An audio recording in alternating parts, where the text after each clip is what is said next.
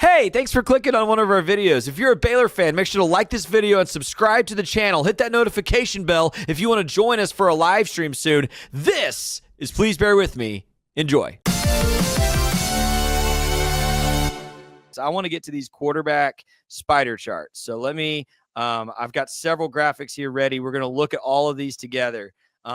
Because I just thought this was so interesting. And I want to give all the credit to the account CFB Numbers on X. Put all of these together and generated this tool online. It's free. You can go look up any quarterback who played between 2014 and present day and get these spider charts that will show you here that show you their efficiency. It shows you how effective and efficient they were at various things. You'll see how these look if you haven't seen these yet in just a minute. I did want to mention I wanted every Baylor quarterback between 2014 and now, and these are the guys who took snaps but didn't have enough snaps to make the chart. So Seth Russell as a backup in 2014, Chris Johnson, who started a game or two there in 2015, Anu Solomon, who started the first game in 2017, Gerry Bohanon, who took snaps in 18 and 19, Zeno, who had to play quite a bit in 19 when Brewer and Bohanon were injured, Shapen in backup duty in 21, and Drones on backup duty in 22. They did not have enough snaps to be considered for this tool. So they are not here, but let's look at everybody else from 2014 to present. I want to go through them year by year, make a couple observations. Terrance, you jump in whenever with your thoughts as well.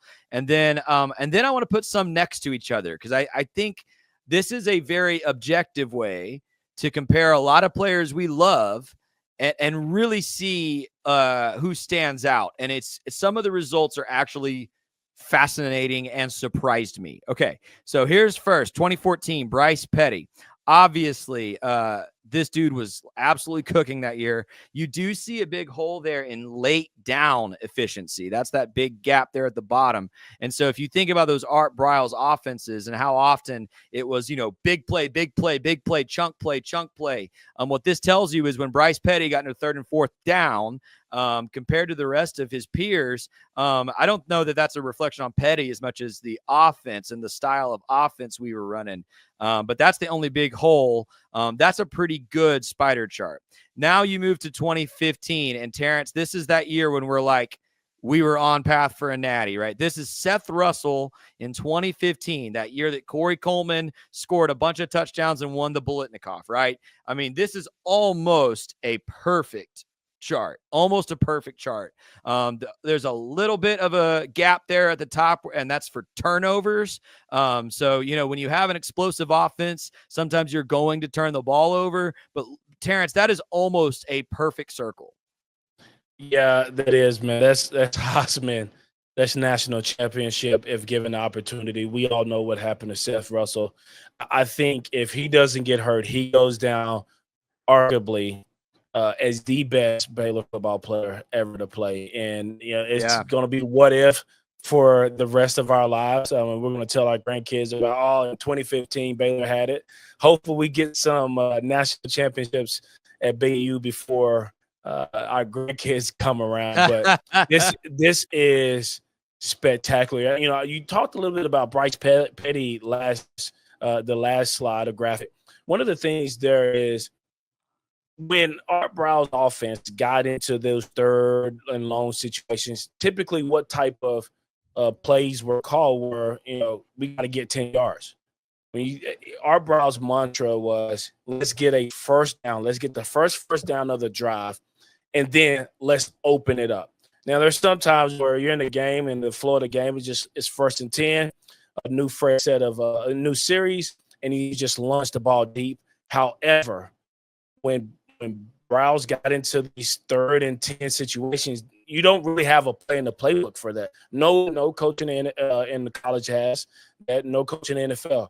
So you want to get 3rd and medium. So I wonder how many of these late down plays, efficiencies plays, were 3rd and 6 or more, because then that graphic will make a lot more sense. But surprising that he doesn't fill out some of these other areas.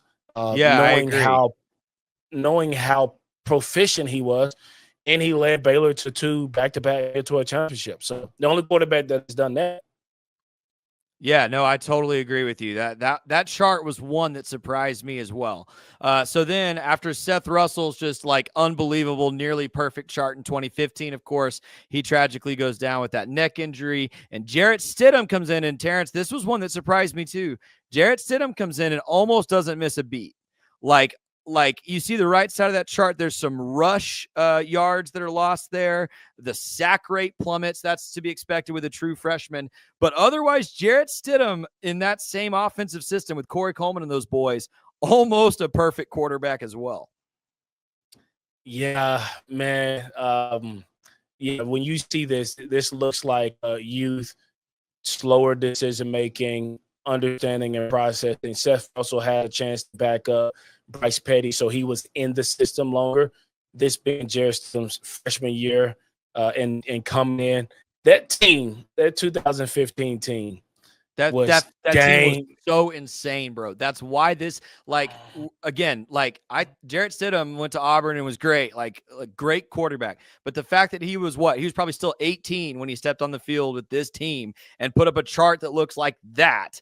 Like, it says a lot about Stid, but it says a lot about that whole offense, bro. Like, again, Corey Coleman and all those guys. Yeah. When you talk about that offense, remember Chris Johnson came in and he beat Oklahoma State on the road. And on the road for the first time in program history. So no knock against Chris Johnson at all. But that's how loaded that team was. Amen. No, great point. Great point.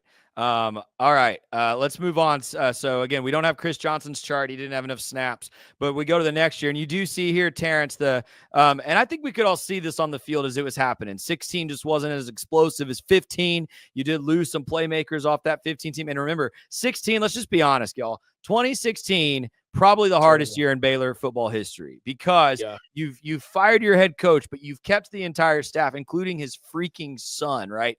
We're almost a decade out. Let's just be honest about this. Horrible situation. And Seth Russell displayed outstanding leadership through that, trying to keep the team together and lead well. Still played very well. This is a good chart, but you can see the regression. I think some of that was players you lost. I think a lot of that was just, remember we started that season 6-0, and then I think finished 0-6 just because the wheels kind of fell apart. And of course, Seth gets hurt somewhere in there, week 7 or 8 as well. But this is what his chart looked like. So again, you go from 15, it looks like this. 16, I scrolled a little too far here. 16, you lose a lot of explosiveness.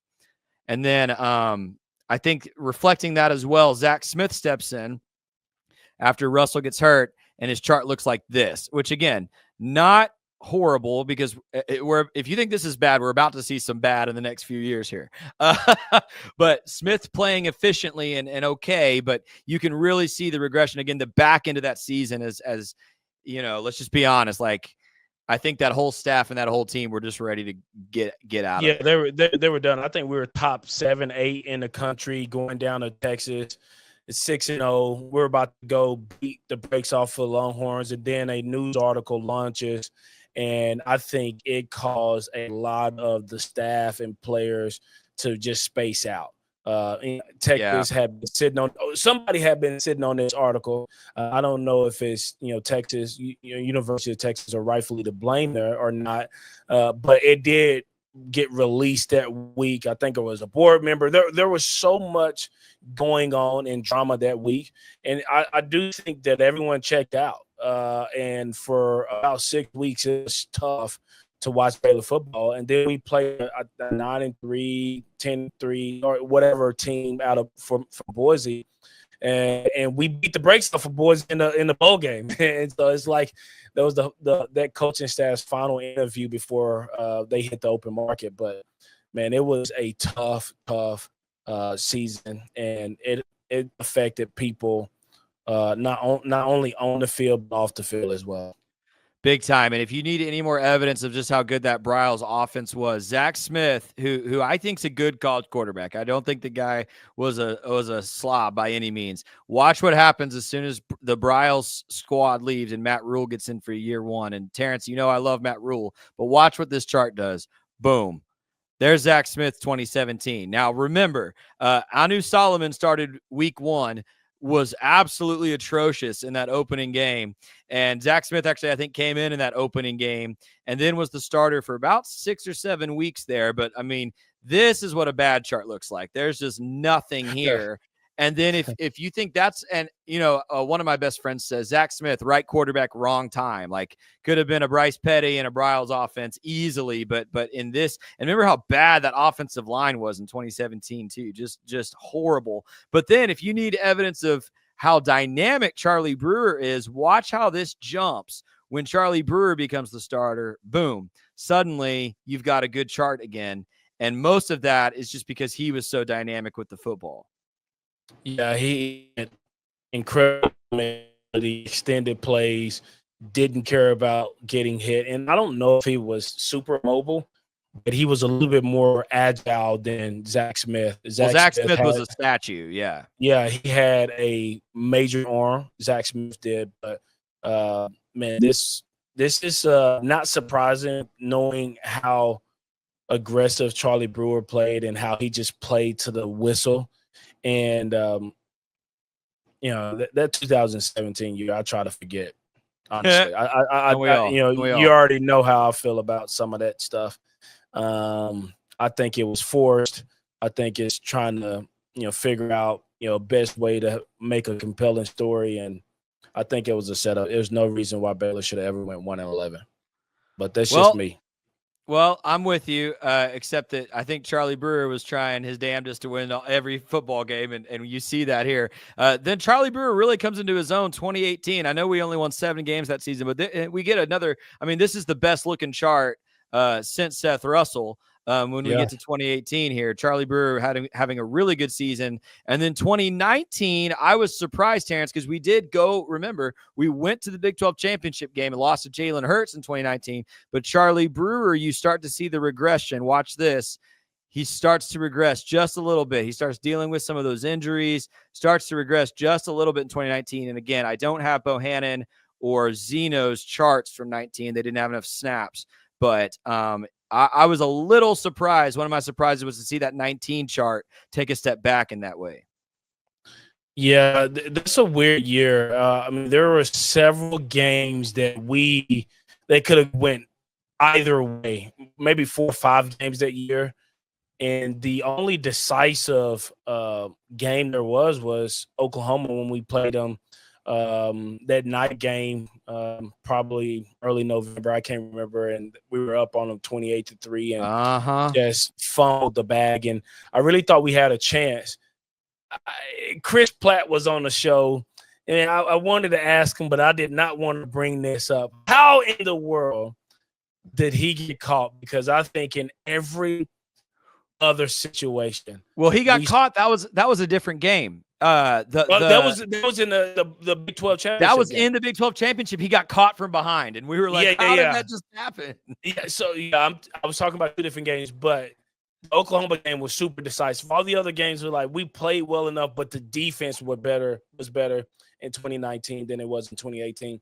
And then we played Oklahoma again in the championship, and I think Chris Platt catches that ball, and it feels like everyone in the stands rose up because we knew what was going to happen, and he gets caught, and we can't finish it out.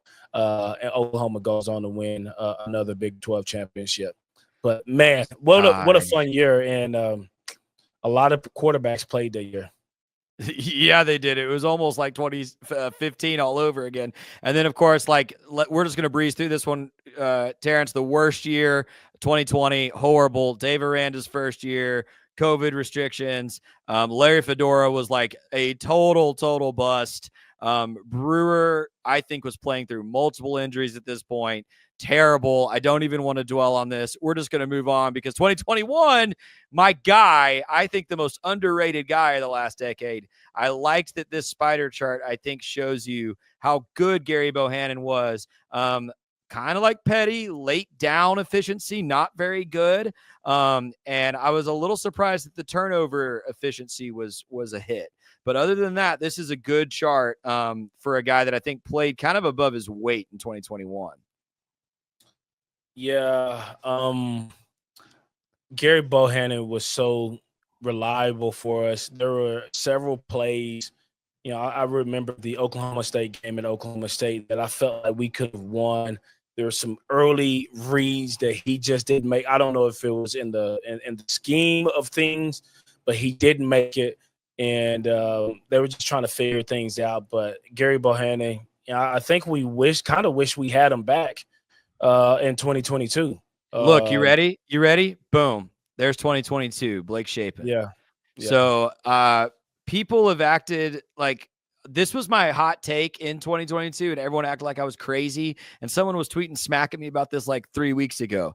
I said when Gerry Bohanon left, why in the world did this guy who just led you to a conference championship, you're going to replace him with the kid quarterback? Why? Because his football looks prettier coming off his hands? Like, I did not understand. And the chart, I think this vindicated me a little bit. I was like, look, like I know Blake Shapen's a good prospect, but the step back is like, there's just no denying the difference in those two charts. Yeah, I think we needed Blake. I think we needed Gerry in 2022, but I'm not getting paid to make coaching and personnel decisions. And but I think his leadership would have been huge for us, and then obviously what he could do on the field. I'm going to rush through these last few because our esteemed guest is waiting in the wings. We're ready to get to him, but we're gonna enjoy this. Blake Shapen, it got better. Terrance, straight up, this was the other most surprising chart to me. I didn't. Okay.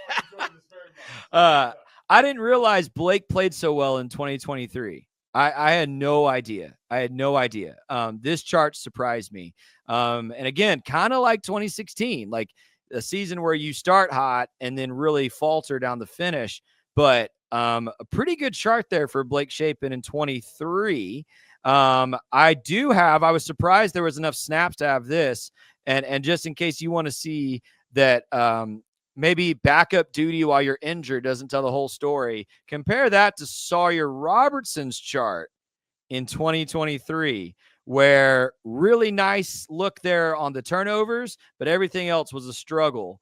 That was interesting to me as well. Do we have Sawyer last year? We do. And this dude, I have been kind of writing for Sawyer Robertson since this past season, but this chart shocked me because it is, again, almost a perfect chart. Well, listen, this is my argument with Sawyer, and this is my argument with Shapen in 2023. I thought Shapen played really good in 2023. It was handicapped by poor offensive play calling. And we should have a spider chart of how bad the offensive play calling was in 2023, which eventually led to the departure of Grimes, and he went on and did something else at Kansas. And I think Kansas struggled both offensively and defensively this year. But when you look at 2024 Sawyer, I said this in text with you and a couple other buddies. I said this maybe on the first episode. I said Sawyer needed Spavital more than Spavital needed Sawyer. And I think this chart 100% paints the bullseye that, but listen, Sawyer's a good quarterback. I'm not taking anything from him. But is Sawyer a better quarterback than Bryce Petty? This chart will say he is. I don't know. This chart will say he's Dana Seth Russell 2.0.